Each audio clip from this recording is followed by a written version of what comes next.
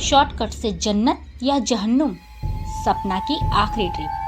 Hello friends, आपकी favourite कहानी carnival channel में आपका स्वागत है। शॉर्टकट शुरू में तो बहुत अच्छा लगता है, लेकिन अंत में वो कैसे खतरा पैदा करता है, आइए जानते हैं इस कहानी से। सपना एक फोटोग्राफर थी, साथ ही जिंदा दिल भी। उसको किसी बात से कोई फर्क नहीं पड़ता था और अपनी लाइफ को अपने ही हिसाब से जीती थी। ऐसे में किसी को उसका यह बिंदास एटीट्यूड बहुत पसंद आता तो किसी को नहीं। हालांकि जो भी पैसे वो अपनी फोटोग्राफी से कमाती, वो सब पैसे को पहाड़ियों में नई नई जगह घूमने में लगा देती। सपना को अकेले घूमना बहुत पसंद था। कहते हैं इससे वह फिर से जिंदा हो जाती है। और इस बार भी वह अकेले ही एक जगह के लिए हिल स्टेशन आई थी। वह एक जगह छोटे से गांव के पास थी। उस पहाड़ के ऊपर एक ऐसी जगह थी जहां से वो नजारा एक जन्नत के जैसे दिखता था। वहां जाने तक का एक ट्रैक था जो करीब 10 किलोमीटर लंबा था। सपना ने वो नजारा देखने के लिए उसने अपना बैग तैयार किया और अपना कैमरा उठाया और वो उस ट्रैक पर निकल पड़ी। उसके साथ कुछ और लोग भी उस ट्रैक पर की तैयारी में थे। सपना बस ऊपर के व्यू के बारे में सोचती हुई खुद को मोटिवेट करती हुई ऊपर चढ़े जा रही थी। कुछ दूर चलते ही सपना को पहाड़ के ऊपर जा रहा एक कच्चा रास्ता दिखा। सपना ने ठीक से देखा तो वो कच्चा रास्ता ऊपर जाके ट्रैक के साथ मिलता था। शॉर्टकट, अरे वाह, अब तो मजा आ जाएगा। यह ट्रिप तो और भी इंटरेस्टिंग हो जाएगी। खुद को कहते हुए सपना में जोश भर गया और सपना को ट्रैकिंग का काफ़ी एक्सपीरियंस भी था, तो उसने वह कच्चा रास्ता ले लिया। लेकिन उस कच्चे रास्ते पर चलते हुए करीब 1 घंटा हो गया था। अब तक उसे ट्रैक वाला रास्ता पर पहुंच जाना चाहिए था, पर वह तो पहाड़ के किसी घने जंगल में आ चुकी थी। सपना ने जब वापस मुड़ के देखा तो उसे वापस जाने का रास्ता भी नहीं समझ आ रहा था। दरअसल उसे रास्ता दिख ही नहीं रहा था, मानो उसके आगे कदम रखते ही आगे का रास्ता बन जाता, लेकिन पीछे का रास्ता मिट जाता। और अब उसके फ़ोन के नेटवर्क भी नहीं आ रहा था। फिर अब पूरी तरह उसने अपने हालात का मुआयना किया तो अब उसे थोड़ी परेशानी होने लगी। ये सब क्या हो रहा है मेरे साथ? कहीं मैंने शॉर्टकट लेके कोई गलती तो नहीं कर दी? सपना मन ही मन खुद से कह रही थी, अपनी किस्मत को कोस रही थी, रास्ता खोजने लगी थी।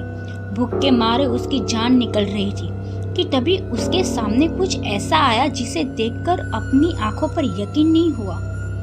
उसे उस वीराने के बीच एक बहुत ही सुंदर कैफे बना था और उसी कैफे से एक पक्की सड़क भी मिली थी। सपना की खुशी का कोई ठिकाना नहीं रहा। देखा, इसी को तो एडवेंचर कहते हैं मेरी जान। क्या तुम भी खामखा सोच के डर रही थी? सपना ने खुद से कहा। कैफे को देखकर सपना की सारी चिंता एक पल में छूमंतर हो गई। वह जल्दी दौड़कर उस कैफे की तरफ गई और अंदर चली। कैफे जितना बाहर से सुंदर था, उससे कहीं ज्यादा सुंदर अंदर से था। अच्छी डेकोरेशन थी और कुछ लड़के लड़कियां वहां बैठकर हंसी मजाक कर रहे थे। वह कैफे परफेक्ट था। सपना सब कुछ भूल चुकी थी। वह फटाफट से एक टेबल पर बैठ गई कि तभी एक वेटर आया। Welcome to our cafe ma'am, यह कह के हमारा मेन्यू क्या खाना पसंद करेंगे आप? लेकिन उस वेटर ने जैसे ही मेन्यू टेबल पर रखा, सपना की नज़र उसकी कलाई पर पड़ी। उसकी जलने का अजीब सा निशान था और जब तक सपना उस घायल को ठीक से देख पाती, उस वेटर ने उस घाव को ढक दिया। सपना को बहुत ज़्यादा भूख लगी थी, इसलिए उसने उसे नज़रअंदाज कर लिया। जल्दी से अपने खाने का ऑर्डर दे दिया। ऑर्डर करने के कुछ ही समय पहले सपना को लगा उसे पहले फ्रेश होना जाना चाहिए। वह उठकर वॉशरूम की तरफ जाने लगी। वॉशरूम के रास्ते पर उन्हें हंसते खेलते लड़कों की टेबल भी थी। तभी उसके देखा कि उनमें से एक लड़के के सर पर एक घाव था और वह घाव का निशान तो मैंने शायद वेटर के हाथ पर भी देखा था। फिर अगले ही पल खुद ही अपनी बात काटते हुए बोली, क्या सपना, तू भी खुशी के मारे पागल हो जा रही है। एक तो इतनी मुश्किल से एक कैफे मिला है और तू है कि खुद से ही सीआईडी खेल रही है। मन में कहते हुए वह खुद को दिलासा दे रही थी और वॉशरूम जाने के लिए उसने कदम बढ़ा ही चुके थे, लेकिन अचानक ही वह बर्फ की तरह जम गई। दरअसल अनजाने में ही सही, लेकिन उसने देखा कि कैफे में मौजूद हर शख्स के जिस्म पर किसी न किसी हिस्से पर जलने का निशान बना हुआ है, जो उसे वेटर के हाथ में दिखा था। और वह निशान किसी के चेहरे पर, तो किसी के गले पर, तो किसी के कंधे पर बना हुआ था। सपना उन घाव को देखने में इतनी गुम हो गई कि उसे ध्यान ही नहीं रहा कि वह हंसते खेलते लोग अब बिल्कुल शांत हो चुके थे और वह सपना को बहुत ही डरावने तरीके से घूरे जा रहे थे। सपना को लगा कि शायद उनको ऐसे देखने पर वो लोग नाराज हो गए हैं। वो सॉरी बोलकर वहां से सीधा वॉशरूम चली गई। कहीं सोच में कोई गलती तो नहीं करती है मैंने। एक जैसे निशान सबके जिस्म पर कैसे पॉसिबल है। वॉशरूम में मुंह धोते वक्त उन सब घाव के बारे में सोच ही रही थी। मुंह धोने के बाद जब उसने सर उठाया, शीशे में देखा तो रूह कांप गई। उस वॉशरूम के शीशे में वह वॉशरूम पूरा जला हुआ दिखाई दे रहा था।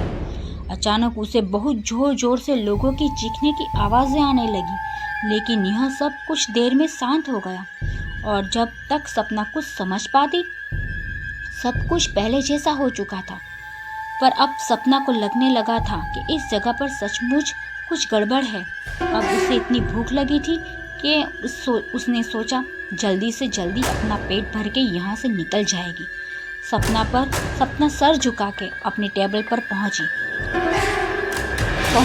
और अपने खाने का इंतजार करते हुए उसने एक सिगरेट जलाई और पीने लगी। सपना ने सिगरेट का धुआं छोड़ते हुए देखा कि पूरे कैफे में बिल्कुल सन्नाटा है और कैफे में मौजूद हर इंसान उसे ही घूरे जा रहा था।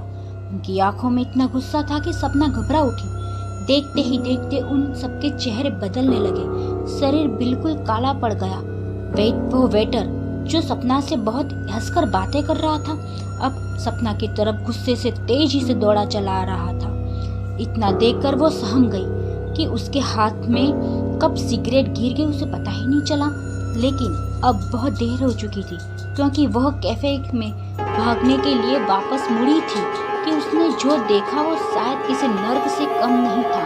दरअसल सपना के सामने सैकड़ों लाशें खड़ी थी, जिसके चेहरे जले हुए थे, जिसमें के जगह जगह हिस्से में मांस के लोथर गिर रहे थे और आंखें ऐसे मानो साक्षात नर्क का दरवाजा। और सबके सब रोते चिल्लाते हुए सपना को मारने के लिए उसकी तरफ दौड़े चले आ रहे थे। सपना ने खुद को जिंदा रखने के लिए जद्दोजहद में कैफे में इधर उधर भागने लगी, लेकिन वो जिधर भी जाती कैफे में मौजूद सैकड़ों लाशों उसके ऊपर हमला कर देते। मैंने आपका कुछ नहीं बिगाड़ा है, मुझे मत मारो, मुझे जिंदा रहना है, प्लीज मुझे छोड़ दो, सपना चिल्लाते हुए सबसे कह रही थी। लेकिन कुछ पल में ही उसकी आवाज़ और उसका जिस्म दोनों सैकड़ों लाशों के बीच में दब चुकी थी और वो लाशें जिंदा ही सपना को चबा रही थी, उसके जिस्म के मांस नोचकर खा रहे थे। अपनी मौत की आखिरी घड़ी में वो बस शॉर्टकट के बारे में सोच रही थी, जो उसे उसकी जिंदगी के आखिरी रास्ते पर ले आई। कुछ पल में ही सब कुछ शांत हो गया।